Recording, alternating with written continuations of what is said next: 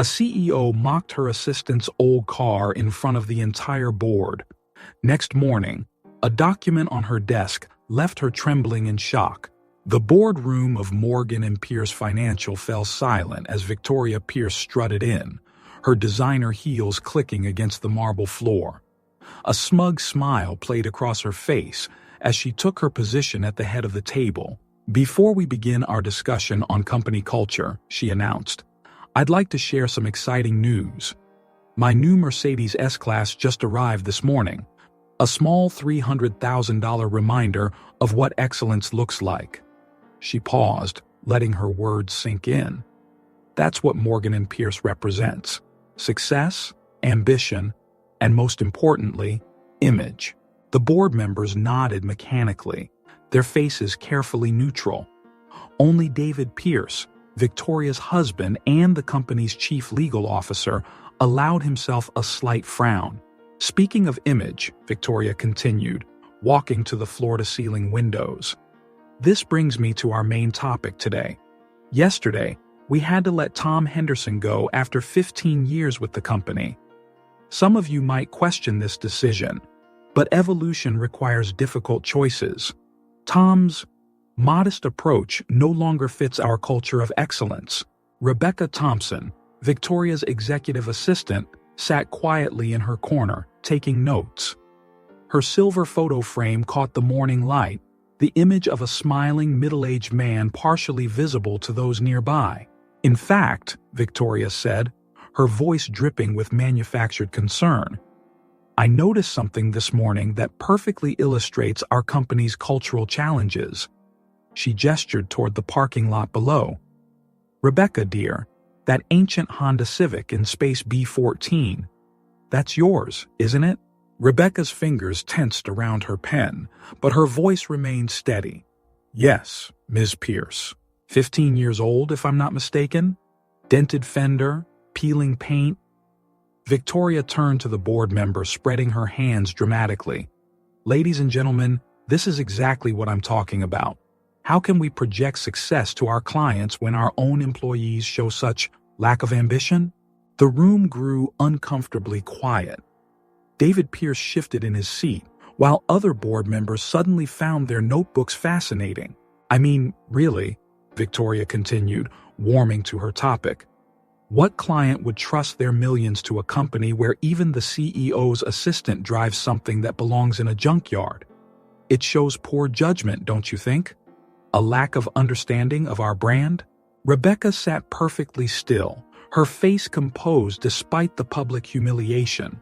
Her eyes briefly met those of Joe Martinez, the elderly janitor passing by the glass walls.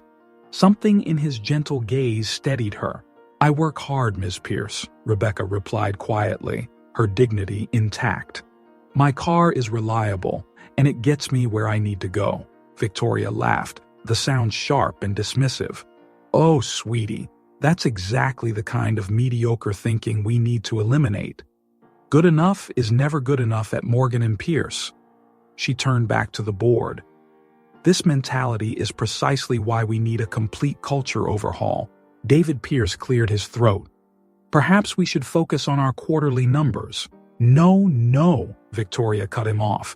"This is important. We need to set standards, starting today." She walked over to Rebecca's desk, picking up the silver photo frame. "Just like this sad little decoration. So quaint. Everything about this screams small time, doesn't it?" Rebecca's hands trembled slightly as Victoria carelessly set down the frame, but her voice remained professional. "Will there be anything else, Ms. Pierce?" Victoria's smile widened, triumphant. "No, dear. Just make sure those culture change meeting notes are perfect. We wouldn't want any mistakes."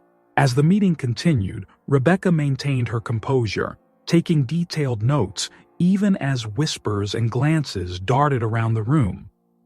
When Victoria finally dismissed everyone, Rebecca gathered her materials with practiced efficiency, ignoring the pitying looks from board members as they filed out. Only David Pierce lingered, stopping briefly by her desk. "Good work today, Rebecca," he said quietly before following the others. Victoria's voice carried from the doorway where she was already on her phone. Rebecca, dear, have those notes on my desk in an hour, and maybe start looking into financing options for a more appropriate vehicle? As the CEO's laughter faded down the hallway, Rebecca straightened her father's photo frame with gentle fingers. The hint of a smile played across her lips, not of amusement, but of something else entirely.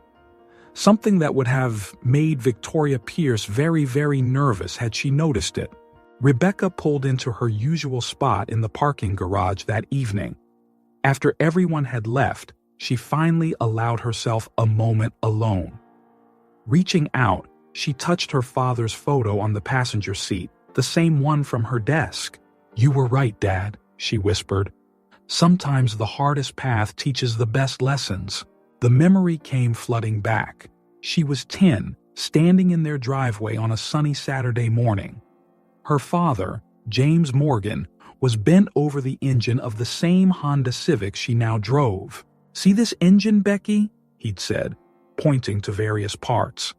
"People might laugh at an old car, but what matters is what's under the hood. Just like people, it's character that counts, not the fancy exterior." A car door slammed nearby, snapping Rebecca back to the present. She quickly wiped her eyes and checked her phone. The housing project meeting was in 30 minutes. At the small community center, Maria Gutierrez was already waiting with the other project partners. "Rebecca, we weren't sure you'd make it after working so late." "I wouldn't miss this," Rebecca smiled, pulling out her laptop. "How's the construction timeline looking?" As they reviewed the plans for affordable housing for service workers, Rebecca's mind drifted to her own bank account. Few knew that most of her salary went into this project instead of a newer car or designer clothes. "These units could help at least 50 families," Maria explained, pointing to the blueprints. "But we're still short on funding." "The next investment installment is coming," Rebecca assured her. "I just need to—" "Working late again?" Rebecca turned to find David Pierce in the doorway. The others quickly gathered their materials, nodding respectfully as they left. "Mr. Pierce," Rebecca straightened. "I was just—" "Please," he held up a hand. "This is exactly the kind of initiative we need more of at Morgan & Pierce." He sat down, loosening his tie. "You know, you remind me of someone I used to know at the company. Someone who believed business was about more than just profits." Rebecca kept her face neutral. "That's kind of you to say." "I saw what happened in the boardroom today," he continued. "Victoria was out of line, but you handled it with remarkable grace." "Thank you, sir. I learned early that dignity doesn't depend on material things." David nodded thoughtfully. "You know, I've been meaning to show you something. The company's facing some changes, big ones." He pulled out a folder. "Take a look at these when you have a moment, particularly the Vista Global sections." Rebecca's heart skipped a beat as she scanned the documents. Acquisition plans, mass layoffs, asset stripping. "Sir, this is just some light reading," David stood, adjusting his jacket. "Oh, and Rebecca, that photo on your desk, take good care of it. Some things are worth more than others might realize." After he left, Rebecca pulled out her phone, hands shaking slightly. "Mr. Walker, this is Rebecca Thompson. Yes, James Morgan's daughter. I think it's time we activated the protocol." "No, it can't wait until morning. They're planning to sell the company." She glanced at the Vista Global documents, then at a photo of the housing project site. Everything her father had built, everything he'd believed in, it would all be dismantled if Victoria had her way. Looking at her father's photo one more time, Rebecca made her decision. She'd spent 2 years learning the company from the ground up, just as he'd wanted. Now it was time to stand up and fight for his legacy. Opening her laptop, she began to type.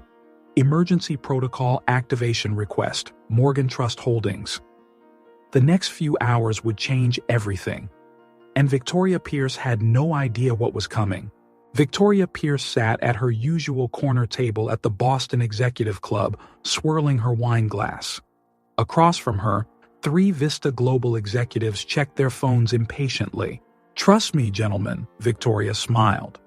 "By this time next month, Morgan and Pierce will be ready for acquisition.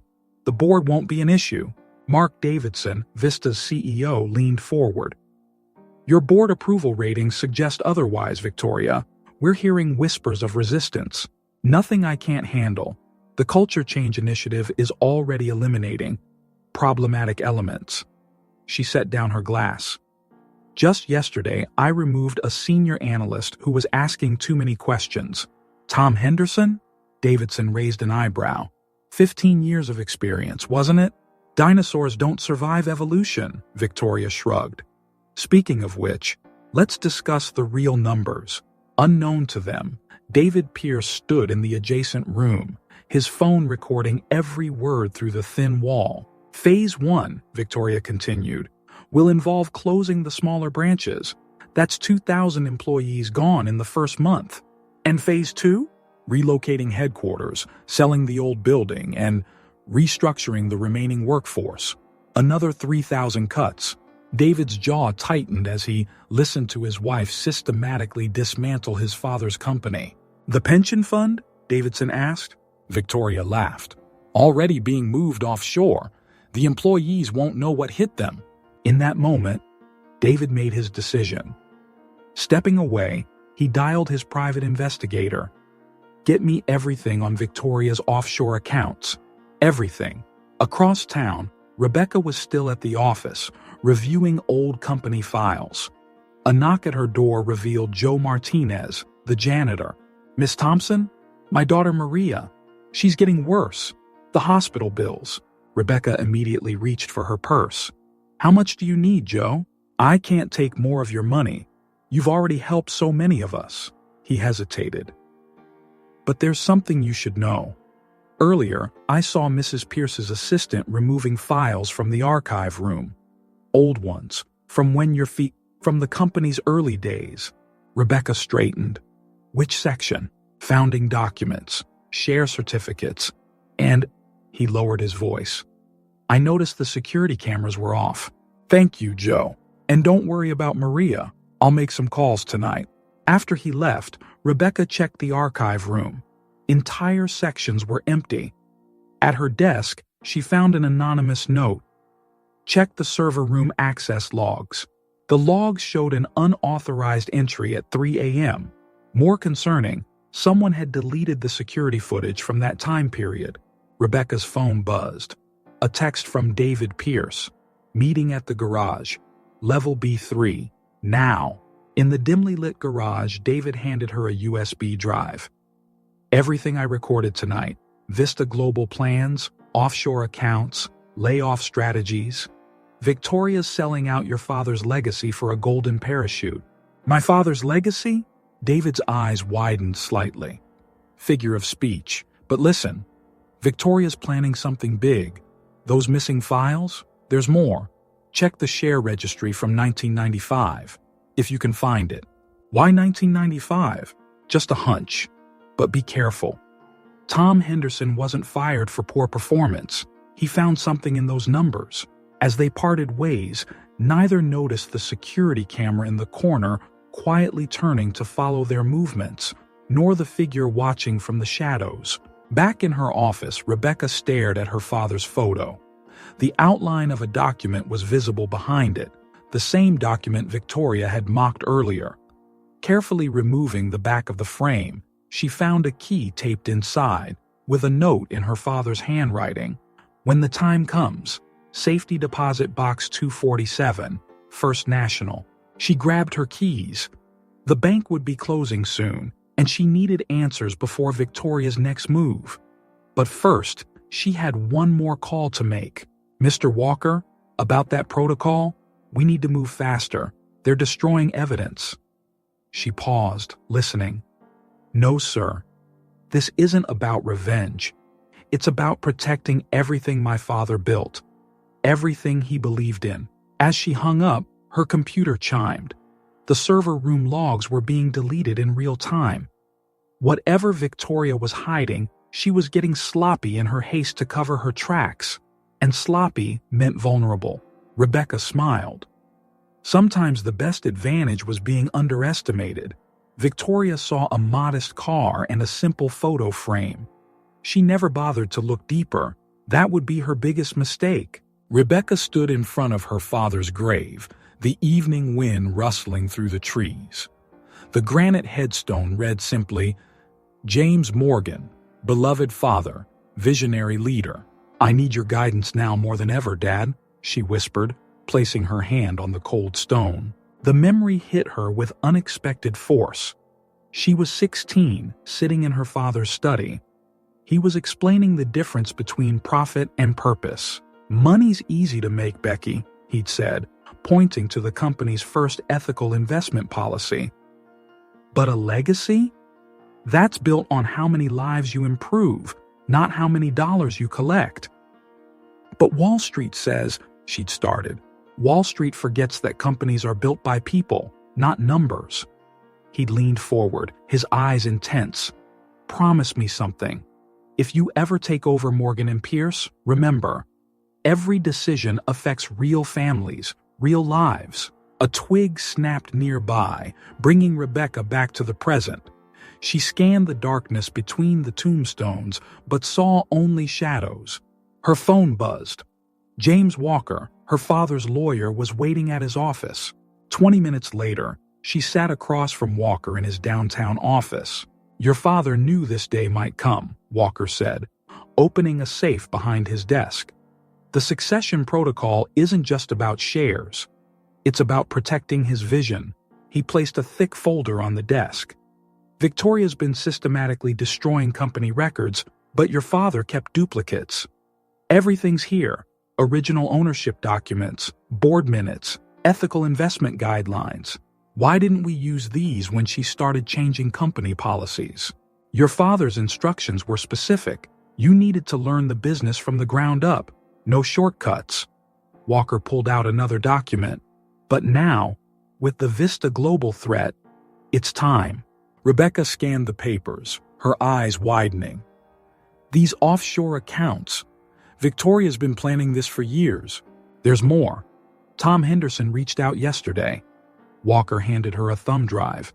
He found a pattern in the pension fund transfers.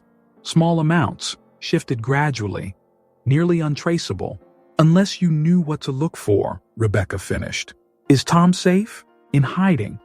But he's willing to testify." Walker hesitated. "Rebecca, there's something else."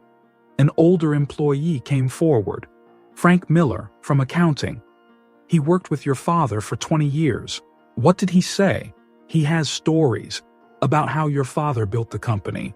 Real stories, not the sanitized version Victoria promotes. Walker's phone buzzed. "That's him now. Says he's being followed." Rebecca stood. "Where is he?" "Coffee shop on 5th. "Rebecca, be careful. Victoria's getting desperate.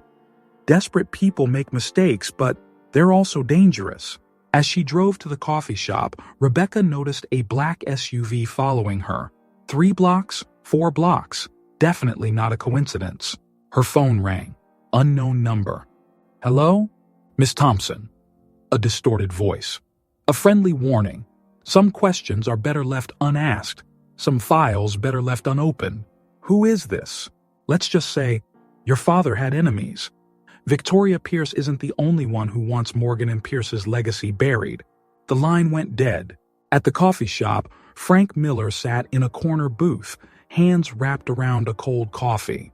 "You look just like him," he said as Rebecca sat down. Same determination in the eyes. "Tell me about him, the real him." "Your father built this company on 2 principles: ethical business and employee welfare. Every decision, every policy, it was always about the people first." Frank leaned forward. "The week before the crash, he called me. Said he'd discovered something big. Something wrong. What was it? Never found out, but he left instructions. Said if anything happened, watch the pension fund. Follow the money." Frank glanced nervously at the window. "Same funds Victoria's moving now." Rebecca's phone buzzed again. "David Pierce." "Rebecca, don't react," he said quietly. Victoria's hired private investigators. They're going through employee records, looking for connections to your father. Be careful who you talk to." As she hung up, Rebecca noticed the black SUV parked across the street. The driver was watching the coffee shop. She had the evidence. She had the allies. Tomorrow, Victoria would find the documents on her desk. But tonight, Rebecca had one more stop to make. Her father's voice echoed in her memory. "A legacy isn't inherited, Becky. It's earned. One right decision at a time." She started her Honda. It was time to earn hers. The Morgan and Pierce legal office buzzed with quiet intensity at midnight. Rebecca's team of lawyers worked through stacks of documents while James Walker coordinated from his laptop. "The pension fund transfers are the key," Walker said, pointing to his screen. "Victoria moved $50 million through shell companies in the past year alone." Sarah Chen, a junior lawyer, looked up from her stack. "I found something in the employee termination records. Every fired employee had recently accessed the pension fund data." "Like Tom Henderson," Rebecca nodded. "How many?" 23 in the last 6 months. David Pierce burst through the door. "It's worse than we thought." He dropped a thick folder on the table. "Victoria's been cooking the books for years. The Vista Global deal? It's not just an acquisition. They're planning to strip the company and dissolve it." Rebecca's phone buzzed with a text from Frank Miller. "Being followed. Black SUV outside my house. Get him somewhere safe," she told Walker, "and check on Tom Henderson." Another lawyer called out, "Found something in the offshore accounts, monthly payments to a security firm." "What security firm?" David asked. "Blackstar Solutions. They specialize in corporate surveillance." Rebecca's computer pinged. Someone was accessing the server room again. The security camera feed showed a figure in dark clothing moving between the servers. "They're destroying evidence," David said. "We need to—" Rebecca's phone buzzed again. Anonymous text. "Stop digging. Final warning." "Keep working," she told the team. "I need to check something." In the parking garage, Rebecca met Joe Martinez. "The server room visitor," he whispered. It was Mrs. Pierce's private security. They took hard drives. Back upstairs, Walker was on the phone with Tom Henderson. "He's safe, but someone broke into his apartment." Sarah Chen called everyone to her computer. "Look at this pattern. Every time Victoria blocked a charitable initiative, company funds were diverted to private accounts." "The employee housing project," Rebecca realized. "She killed it because she was stealing the money," David finished, "along with the pension funds." A crash echoed from the hallway. The power went out, leaving only emergency lights. "Server room's been breached," someone called out. "Back up everything, now." Walker started downloading files. Rebecca's phone rang. "Victoria." "Working late, dear." Victoria's voice dripped with honey. "Such dedication, shame about the power outage. Technology can be so unreliable." "What do you want?" "Want?" "Oh, just making sure you're not working too hard. Those documents you're looking for? They're better left alone. We wouldn't want anything to happen to that lovely housing project of yours, or to Frank Miller, or poor Tom Henderson." The line went dead. David checked his phone. "Vista Global's board is meeting tomorrow morning. They're fast-tracking the acquisition." "How long to prepare the evidence?" Rebecca asked Walker. 2 hours, maybe 3. "Do it. Everything needs to be on Victoria's desk before the market opens." Sarah Chen spoke up. "Rebecca, there's something else. An old trust document. Your father, he left instructions about you." The room fell silent as Rebecca read the paper. "All this time," she whispered. "He planned for this." Her father's words from the document echoed in her mind. "When the moment comes, remember, true power isn't in what you own, but in how you use it to help others." Dawn was approaching. In a few hours, Victoria would arrive to find the truth waiting on her desk. But first, Rebecca had one more card to play. She dialed a number. "Mr. Chen? This is Rebecca Thompson. Yes, James Morgan's daughter. I need an emergency board meeting. 7 a.m. Tell them it's about saving their company." The lawyers worked through the night. building their case. Outside, the black SUV still watched. But now Rebecca wasn't hiding anymore. Victoria thought she was destroying James Morgan's legacy. She didn't realize she was about to meet it face to face. Victoria Pierce strode into her office at 6:45 a.m., already dictating emails on her phone. Cancel the afternoon meetings. The Vista Global deal needs to... She stopped cold. A thick folder sat on her desk marked Urgent Board Review. "Rebecca," she called out. No answer. Opening the folder, Victoria's face drained of color. Bank statements, offshore accounts, pension fund transfers. Her entire scheme laid bare. Her phone buzzed. Vista Global's CEO. Meeting moved to 7 a.m. Full board attendance required. Victoria grabbed the documents and rushed to her private elevator, punching the button repeatedly. As the doors opened, she froze. There stood Rebecca, but not in her usual assistant's attire. She wore a tailored suit and held a briefcase bearing the Morgan & Pierce logo. Behind her was David Pierce. "Good morning, Victoria," Rebecca said calmly. "Going somewhere with those documents?" "What is this?" Victoria demanded. "Some kind of joke?" "The joke," Rebecca replied, "is thinking you could steal from thousands of employees and get away with it." Victoria laughed, but her voice shook slightly. "You're fired. Security will escort you out." "I don't think so." David stepped forward. "The board's waiting, Victoria. All of them." "You're behind this?" Victoria turned on her husband. "You betrayed me?" "No, Victoria. You betrayed yourself and everyone else." The elevator ride was silent. When the doors opened to the boardroom, Victoria stepped out first and stopped again. The entire board was there, along with Tom Henderson, Frank Miller, and in the corner, a news crew setting up cameras. "What's happening?" Victoria's voice rose. "This meeting isn't authorized." "Actually," Rebecca walked to the head of the table. "It is. By majority shareholder vote." "Impossible. I control." "Nothing," Rebecca interrupted. "You control nothing, Victoria. Not anymore." Rebecca opened her briefcase and withdrew a document. "My father was James Morgan, the company founder you've spent years trying to erase." Murmurs rippled through the room. Victoria grabbed the document, scanning it frantically. "No," she whispered. "This can't be." 46% ownership, Rebecca continued. "Held in trust until the company faced a major threat. Like, say, an illegal acquisition and asset stripping scheme?" Victoria turned to the board members. "She's lying. This is a trick. We've seen the evidence," Michael Chen, the senior board member, cut in. "The offshore accounts, the pension fund theft, the falsified records, and the employee persecution," Tom Henderson added. "Everyone who got too close to the truth." Victoria's phone buzzed again. Vista Global's CEO. "Deal's off. Story's breaking. You're on your own." She looked around wildly. Security guards blocked the exits. David stood with Rebecca.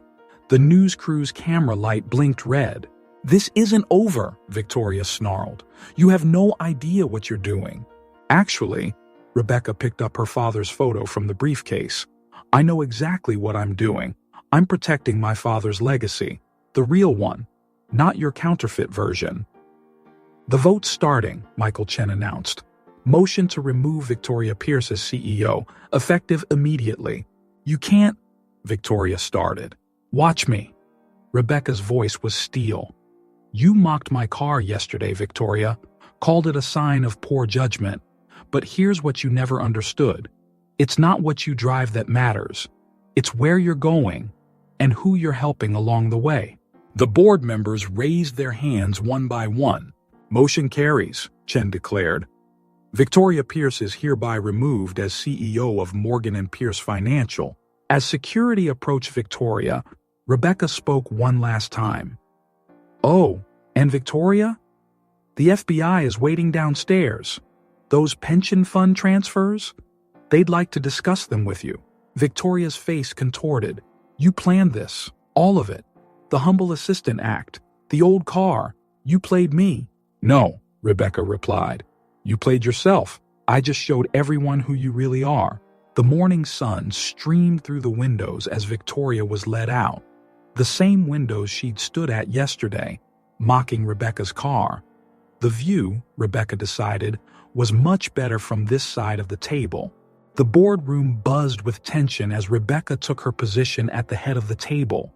News of Victoria's removal was already spreading through the building. Before we continue, Rebecca addressed the board. There's something you all need to see. She nodded to David Pierce, who distributed folders to each member. These documents show the full extent of Victoria's schemes, David explained. Not just the pension fund theft, but years of systematic fraud. Michael Chen studied the papers. The Vista Global deal was never about growth. No, Rebecca confirmed. It was about stripping assets and eliminating evidence. Vista Global would dissolve the company, and Victoria would walk away with millions while thousands lost their jobs. Tom Henderson stepped forward. That's why she targeted anyone who accessed the financial records. 23 employees fired in 6 months. A commotion outside interrupted them. Through the glass walls, they saw Victoria arguing with FBI agents near the elevators. She's trying to access the server room, David warned. Rebecca's phone buzzed. IT security. Emergency alert. Remote access detected. Mass deletion in progress. Stop those deletions, Rebecca ordered. Lock down everything. There's more. Sarah Chen spoke up. The housing project site. Someone just called in a safety violation. They're shutting down construction. Rebecca turned to Frank Miller. How many employees were counting on that housing? Over 50 families, he replied. Most can't afford Boston rent on their salaries. The board members shifted uncomfortably. This company was built on 2 principles, Rebecca stated. Ethical business and employee welfare. My father understood that profit without purpose is meaningless. She brought up the company's original mission statement on the screen. Look at these values. Then look at what we became under Victoria's leadership. Michael Chen stood. The question is, what do we do now? The media's already running the story. Our stock will take a hit. We tell the truth, Rebecca replied. All of it. Show them what real corporate responsibility looks like. Her phone buzzed again. Construction site incident. You need to see this. Security footage showed men in black SUVs placing suspicious packages around the building foundation. They're trying to sabotage the project, David realized. Not just the project, Tom Henderson added. Look at these server logs. Someone's targeting employee personal data, medical records, financial information. Rebecca faced the board. This is what we're fighting. Not just Victoria's corruption, but a whole system that puts profit over people. The room fell silent as she projected her recovery plan on the screen. Phase 1. Secure all assets and data. Phase 2. Restore the pension fund. I'm transferring personal shares to cover the losses. Phase 3. Fast-track the housing project with enhanced security. The cost, Michael Chen started, is nothing compared to the cost of losing our integrity, Rebecca finished. Victoria thought leadership meant power over others. Real leadership is empowering others. Suddenly, the lights flickered. Screens went dark. Server room breach, security called out. Victoria, David growled. She had backup access codes. Rebecca stayed calm. Activate the emergency protocols, just like we planned. As chaos erupted around them, Rebecca noticed something else. Construction equipment moving at the housing site, but no workers in sight. Get me eyes on that site, she ordered, and find Victoria. Her phone rang. James Walker. Rebecca, Victoria's disappeared, but she left something in her office. A list of names, people who helped her set this up. Some of them are board members. The room grew tense as Rebecca surveyed the faces around her. Someone here was still loyal to Victoria. Someone was helping her destroy evidence. Ladies and gentlemen, she announced. This meeting is now closed, except for you, Mr. Thompson. She pointed to a nervous-looking board member. Security would like to ask you about some interesting transfers to your Cayman account. As guards approached Thompson, Rebecca opened her father's journal. His words jumped out. The hardest test of leadership isn't making the right choice. It's making it when everyone around you is choosing wrong. She looked up at the chaos unfolding across her company. Victoria had played her final cards. Now it was time to show her what a real Morgan was capable of. Server room breach continuing. The warning flashed across every screen in Morgan and Pierce headquarters. Rebecca raced down the corridor with the IT team, while Victoria's digital assault threatened to erase years of company records. How many systems compromised? Rebecca demanded. She's targeting everything, Sarah from IT responded. Customer data, employee files, financial records. Someone gave her master access codes. Tom Henderson appeared around the corner. I can help. I know Victoria's systems. Secure the pension fund data first, Rebecca ordered. Then employee records. The IT team worked frantically as more systems fell under attack. Outside, news vans gathered at the building entrance. Rebecca's phone rang. Maria Gutierrez from the housing project. They're shutting us down. Someone filed multiple safety violations. The inspectors are here. Another call. James Walker. Vista Global's going public with their side of the story. They're painting you as a hostile takeover. Ms. Morgan.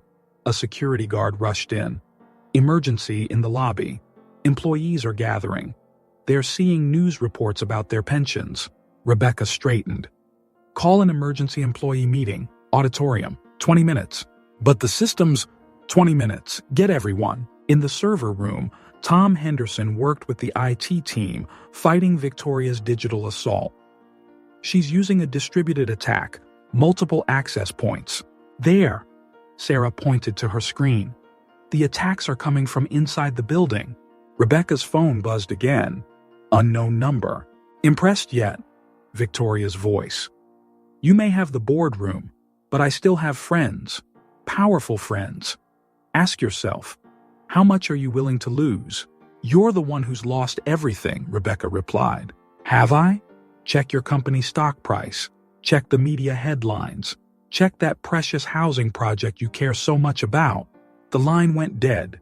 In the auditorium, hundreds of nervous employees gathered. Rebecca took the stage as Tom Henderson continued working on his laptop nearby. By now you've heard the rumors, Rebecca began. Yes. Victoria Pierce has been removed as CEO. Yes, there was pension fund fraud. And yes, I am James Morgan's daughter. Murmurs rippled through the crowd. But here's what you don't know. Every attempt to steal your pensions has been blocked. Every dollar will be restored. The housing project will continue. And Morgan and Pierce will emerge stronger. A voice from the crowd. Why should we trust you? Because unlike Victoria, I'll show you the truth. All of it. She nodded to Tom, who projected the evidence onto the screen. Every fraud, every theft, every lie. The room fell silent as the documents appeared. I've transferred personal shares to guarantee your pensions. The housing project has new funding, and every person Victoria fired for cultural differences will be offered their jobs back. Her phone buzzed. Sarah, we found the internal attackers, 3 IT managers, Victoria's people. Ms. Morgan, a security guard rushed in. Vista Global representatives are in the lobby. They're demanding to see you. Rebecca checked her watch. Market would open in 30 minutes. Tom, lock down those systems. Sarah, get me every communication between Victoria and Vista Global. Everyone else, back to work. Your jobs are safe. Your pensions are safe. Your future is safe. As the employees filed out, many nodding in support, Rebecca noticed a familiar face in the crowd, the old janitor who had known her father. Your dad would be proud, he said quietly as he passed. Rebecca's phone lit up with media requests, stock price alerts, board member messages. But another message caught her eye, an anonymous email. Victoria Pierce spotted at First National Bank, safe deposit boxes, the same bank where her father had left that key. Get me everything on Victoria's connections at First National, she told Walker, and find out what's in those boxes. Tom Henderson looked up from his laptop. Systems secured. But Rebecca, there's something else. These attacks weren't just about destroying evidence. They were covering up money transfers, Big ones. Happening right now. Rebecca squared her shoulders. Victoria thought she was launching a counterattack, but she'd forgotten the first rule of Morgan and Pierce. Always have a backup plan. Send in the forensic team, she ordered. Victoria's not just going to lose control of the company, she's going to face justice. Outside, more news vans arrived. The market would open soon, and with it, the real battle would begin. Rebecca took the stage in the company's main conference room, facing a wall of cameras and reporters. The stock market would open in 10 minutes. Morgan and Pierce stands at a crossroads, she began. Today, we choose ethics over greed, people over profits, and community over corporate raids. Screens behind her displayed the company's new direction. Reporters fired questions rapidly. Ms. Morgan, how do you respond to Vista Global's allegations? The facts speak for themselves, she replied, nodding to Tom Henderson, who displayed the evidence. Vista Global wasn't planning an acquisition. They were planning a demolition. Her phone buzzed. Market opening alert. Morgan and Pierce stock dropping 15% in pre-market trading. David Pierce stepped forward with breaking news. Victoria Pierce has been spotted meeting with executives from 3 competitor firms at the Four Seasons. Another alert. Stock down 20%. Ms. Morgan, a reporter called out. Sources say major investors are pulling out. Comments? Before she could answer, James Walker rushed in. They're making their move. Victoria's formed an investment group. They're trying to trigger a panic sell-off. The stock fell another 10%. Rebecca's phone rang. Michael Chen. The housing project contractors are walking off. Someone's offering them double to break contract. Cameras flashed as Rebecca maintained her composure. Morgan and Pierce isn't just a stock price. It's 10,000 employees, 50 years of trust, and one simple principle: doing what's right. Her phone buzzed again. David Pierce. Victoria's investor group now controls 15% of public shares. They're calling for an emergency shareholder meeting. The stock hit 35%. Ms. Morgan, another reporter stood. Is it true your father's company is facing bankruptcy? My father, Rebecca replied, built this company on trust. Victoria Pierce betrayed that trust. Today, we restore it. She signaled Tom Henderson, who projected new documents. These show every pension dollar has been secured, every job protected, every project funded.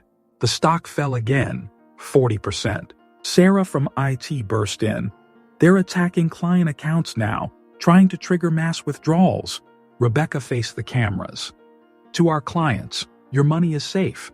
To our employees, your jobs are secure. And to Victoria Pierce and her allies.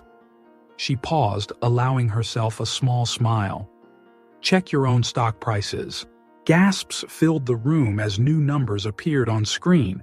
The competitors meeting with Victoria, all their stocks plummeting. While they plotted against us, Rebecca continued, they failed to notice their own vulnerabilities, their own ethical breaches, their own Vista Global deals. Her phone lit up. FBI announcement. Investigations opened into 3 major financial firms. The market shifted. Morgan and Pierce stock stabilized. This company isn't for sale, Rebecca declared. Not to raiders, not to strip miners, not to anyone who puts greed above good. David Pierce approached with another update. Victoria's husband filed for divorce. He's turning state's evidence about her offshore accounts. The stock began to rise. Ms. Morgan, a final reporter stood. What happens now? Rebecca picked up her father's photo from the podium. Now, we rebuild. The right way. Later, in her office, James Walker brought more news. Victoria's investor group is falling apart. The housing project contractors are returning. And the employees, Rebecca looked out her window. Hundreds of employees had gathered in the plaza below, many holding signs. We stand with Rebecca. Her phone buzzed one last time. Victoria, you've won nothing. This isn't over. You're right, Rebecca replied. It's not over. The FBI would like to know what's in those safe deposit boxes. Shall we find out together? She hung up as David Pierce entered. Rebecca, there's something else. A market crisis is brewing. All financial stocks are starting to drop. This could be bigger than Victoria. Rebecca opened her father's journal. His words jumped out. The true test of a company isn't how it handles success. It's how it handles crisis. She looked at the growing crowd below, then at the falling market numbers. Victoria's revenge wasn't over. It was just changing form. Get the crisis team, she ordered. The real fight starts now. The financial markets were in free fall. On every screen in Morgan & Pierce's crisis center, numbers flashed red. The contagion from Victoria's attacked companies had spread across the entire financial sector. All major banks down 30%, Tom Henderson reported. Small firms are starting to fail. Rebecca studied the market data as her crisis team gathered around. This isn't just market panic. Someone planned this. Her phone rang. Michael Chen. Victoria's investor group is making their move. They're offering to save struggling firms by buying controlling shares at panic prices. She's using the crisis she created, David Pierce realized, turning market fear into a hostile takeover opportunity. Sarah rushed in with more data. It's not just Victoria. 5 other investment groups are doing the same thing. They're all connected to Vista Global. Rebecca's phone buzzed again. James Walker. FBI found the safe deposit boxes, empty, but they have security footage of Victoria removing documents last night. Ms. Morgan, a junior analyst, called out, "Small investors are losing everything. Retirement accounts are being wiped out." Rebecca squared her shoulders. "Project the pension fund data." Tom Henderson brought up the numbers. Despite the market crash, Morgan & Pierce's employee pension fund remained stable. How? David asked. Because we moved it into ethical investments last night, Rebecca explained. Real companies, real assets, not market speculation. Her phone lit up. Victoria. Ready to surrender? I can stop this. For a price. You're bluffing, Rebecca replied. You don't control this crisis. Don't I? Check the Federal Reserve announcement in 5 minutes. The Fed statement hit like a bomb. Emergency measures suspended. No market intervention planned. Stocks plunged further. Panic selling accelerated. She has friends in high places, David said grimly. Rebecca opened her father's old crisis playbook. Then we make new friends. Tom, contact every ethical investment firm in our network. David, call the state regulatory board. Sarah, get me employee and client data. For what? Sarah asked. To show them what real strength looks like. Rebecca took the stage in the trading floor. Listen up. While other firms crash, our fundamentals are strong. Our pension fund is secure. Our investments are ethical. Call every client. Show them the numbers. Show them the truth. Her phone buzzed. Maria from the housing project. Rebecca, other companies' employees are asking to join our housing program. They're losing their homes in this crash. Rebecca thought for a moment. Open it to everyone. Double the size. Start today.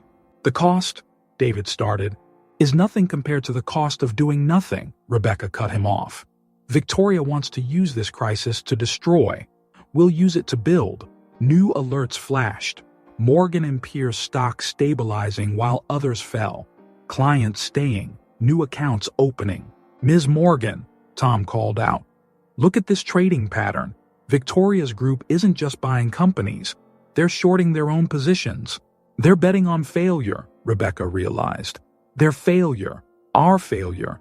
Everyone's failure. Her phone rang. FBI. Ms. Morgan, we found something in those bank records. Victoria's group didn't start this crisis. They're working for someone bigger. Rebecca scanned the market data again. A pattern emerged. They're not trying to take over the market, she said slowly. They're trying to destroy it, create so much panic that the whole system collapses. Why? David asked. Because some people profit from destruction. She turned to her team. New plan. Tom, trace every short position. Sarah, track every panic sale. Find their pattern.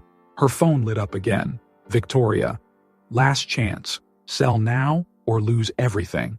Rebecca looked at her father's photo, then at the market numbers. You know what your mistake was, Victoria? Thinking this was about money. It was never about money. She hung up and faced her team. They want to tear down the market? Fine. We'll build something better, something real, something that lasts. Outside her window, construction crews broke ground on the expanded housing project. While other firms collapsed, Morgan & Pierce would rise, different, stronger, just like her father always planned. The real fight wasn't on the trading floor, it was for the soul of American business itself. Morgan & Pierce's crisis center had been operating non-stop for 48 hours. Rebecca stood at the command center, watching market data stream across multiple screens. Pattern confirmed, Tom Henderson announced. Victoria's group isn't working alone. They're fronting for global financial partners. The shadow banking giant? David Pierce leaned forward. They've been trying to deregulate markets for years. Rebecca's phone lit up. FBI update, Global Financial Partners servers seized.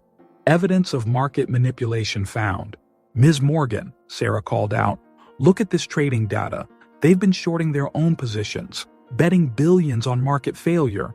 Pull up our client list, Rebecca ordered. Cross-reference with their targets. The data revealed a clear pattern. Every firm that had rejected Vista Global's takeover attempts was under attack. They're not just destroying companies, Rebecca realized. They're destroying anyone who stands up to them. Her phone rang. James Walker. Victoria's making her final move. Emergency shareholder meeting called. They're voting to dissolve the company. On what grounds? Failure to protect shareholder value during crisis. They've got proxy votes from panic sellers. Rebecca checked the numbers. Morgan & Pierce stock had stabilized while others crashed, but the market was still in chaos. Get me every employee who owns shares, she ordered. Every client who believes in us. Every partner who stands for ethics. Tom Henderson spoke up. Rebecca, you need to see this. Employee accounts. They're buying shares, using their saved pensions. Security alerts flashed. Victoria had entered the building. Main conference room, she announced to the guards. Let her come. The conference room filled quickly.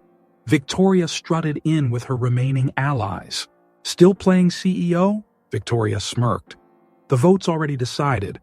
Global Financial Partners owns enough shares now to— Check again, Rebecca interrupted.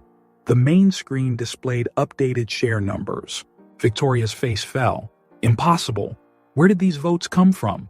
Employees, clients, partners, real people investing in real value. Tom Henderson stepped forward, and the FBI just froze Global Financial Partners trading accounts. Evidence of fraud. Victoria's phone buzzed continuously as her allies began jumping ship. It's over, David Pierce told his ex-wife. Global Financial Partners is finished. Your market attack failed. Failed? Victoria laughed. Look around. The financial sector is in ruins. Thousands have lost everything. You've won nothing. That's where you're wrong. Rebecca projected new data. While you were destroying, we were building. Show her, Tom. The screens filled with statistics. Morgan & Pierce's ethical investment funds outperforming the market. Housing project expanded to help crisis victims. Employee ownership program launched. Community reinvestment initiative starting. The old system is burning, Rebecca stated. Good. We'll build a better one. Victoria made one last attempt. The shareholders are the employees now, Tom Henderson cut in. They bought back their company while you were trying to destroy it. Security arrived to escort Victoria out. At the door, she turned back. You think this makes you special? Playing the noble hero? No, Rebecca replied. It makes us right. As Victoria left in FBI custody, David Pierce brought more news. Markets are stabilizing. Other companies are adopting our ethical investment model. The housing project is becoming a national template. Rebecca's phone buzzed. A message from the old janitor. Found something you should see.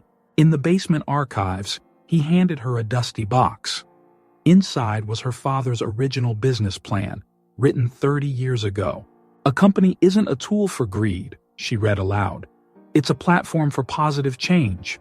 Tom Henderson appeared with breaking news. Global Financial Partners CEO arrested. Victoria's turning state's evidence. And our stock? Trading at all-time highs. Rebecca looked at her father's words, then at the live employee share buying data. While Victoria had bet on fear, these people had bet on hope. Send a message to all employees, she told Sarah. Thank you for believing. Now let's rebuild. Together. Outside, construction crews worked on the expanded housing project. Inside, employees returned to their desks, now as owners. The crisis wasn't over, but the worst had passed. The market would recover. Different, stronger, more ethical, just like her father had always dreamed. 1 year later, Morgan & Pierce's headquarters buzzed with anticipation. Employees gathered in the transformed main lobby, where photo displays chronicled the company's journey from crisis to transformation. Rebecca stood at the new Welcome Center, helping a young intern navigate her first day. Remember, she said, everyone starts somewhere. I started right where you are. Her phone buzzed with the morning updates.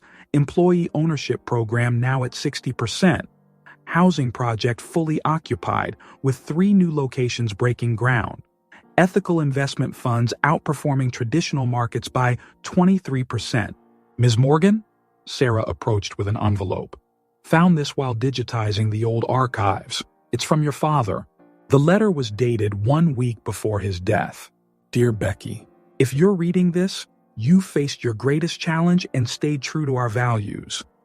I never built this company for profit alone. I built it to prove that business can be a force for good. The old car in the garage? Keep it.